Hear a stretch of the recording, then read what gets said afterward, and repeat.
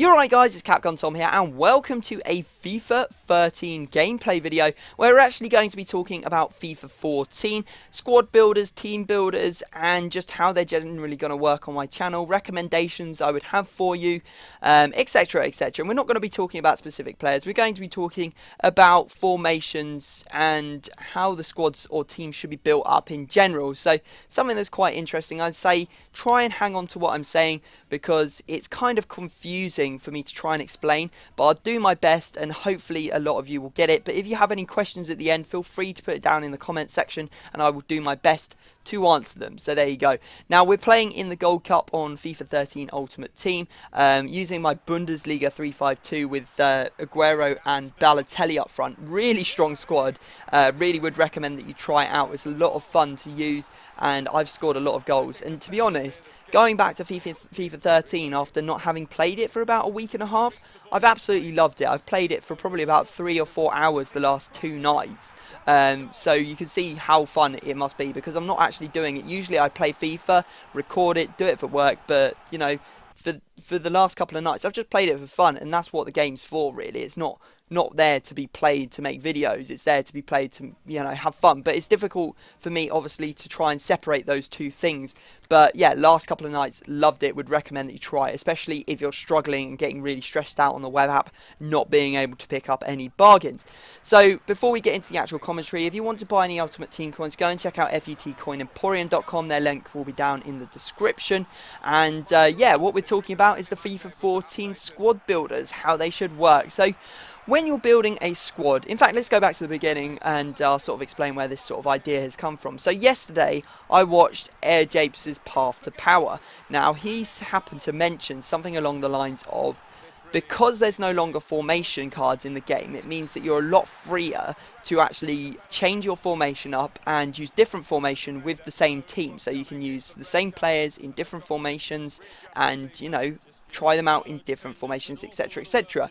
Now, he said that maybe you shouldn't be trying to build an 11-man squad in one formation anymore because of that, and you really should be trying to build a full team, you know, including your reserves and your substitutes, to build a team that could be played in any formation. So, for example, if you're busy using your 4-4-2, you should have the people on the bench to change it up so that you can play a 3-5-2 instead. Now, this obviously means that you need extra players on your bench, so the 3-5-2 has an extra centre-back that you need to have on your bench or your reserves, or the 3-5-2 has 2 DMs, and whereas you're using centre-mids, you need to now have DMs in your team as well, so you're going to have them on the bench as well. So I went away, and what I did was I went and calculated how many was the maximum of each position that you needed. So I worked out that the maximum number of strikers you need in any formation is 2. So a 4-1-2-1-2 has 2 strikers, or a 4-4-2 has 2 strikers. There's no formations that has 3 strikers.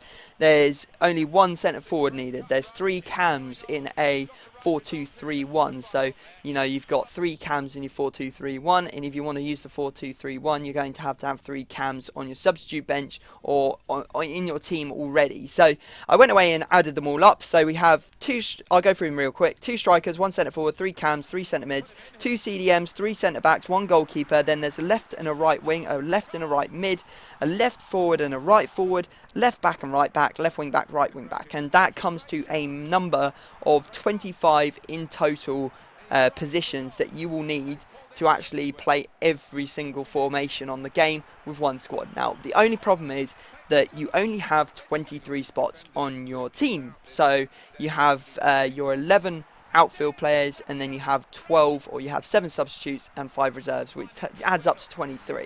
So that means that you're missing 2 positions. So what I'd recommend is when you build a team, I'd leave out the left wing back and the right wing back. Number 1, because most of you will go absolutely mad at me if I ever build a 5 at the back formation, so I assume that a lot of you hate playing it, so that's the first reason. And also, you can probably put a left back and a right back in the left wing back, right wing back position, and if they have strong links going into them, maybe you can find the same team, nationality in the same league, whatever else, they probably will get full chemistry anyway. So that's my advice on that one. So in future, when I build a team or I do a squad builder, what I'm thinking I will do is obviously have this sort of numbers of players for every every single squad builder, and the template will be obviously like I have 2 strikers in the 23 players so that I can play any 2 up top formation. I'll have 1 centre forward so I can change up to the 4-4-1-1 formation.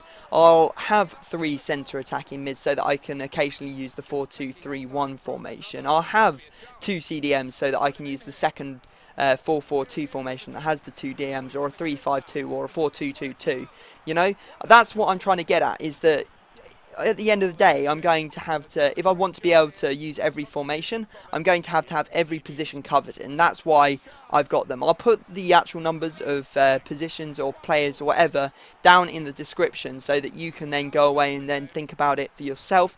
Maybe you've built a Serie A team and you've got like your 3-5-2 positions, but then you've got like 3 extra strikers and like 2 extra DMs, whereas really you could go away and put a centre forward, a couple of CMs in there, so that you could switch up your formation and play a different formation.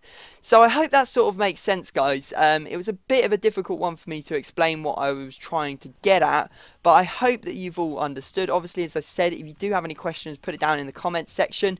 Hope you've enjoyed the gameplay. It was a really exciting cup run, especially that second game where I had, who was it? I had Boateng sent off in, I think, the 30-something minute. So I played with 10 men, only 2 at the back the whole game, and managed to win it 6-4. So really exciting game there. Like the video if you've enjoyed it, subscribe if you're new, and I will see you all next time.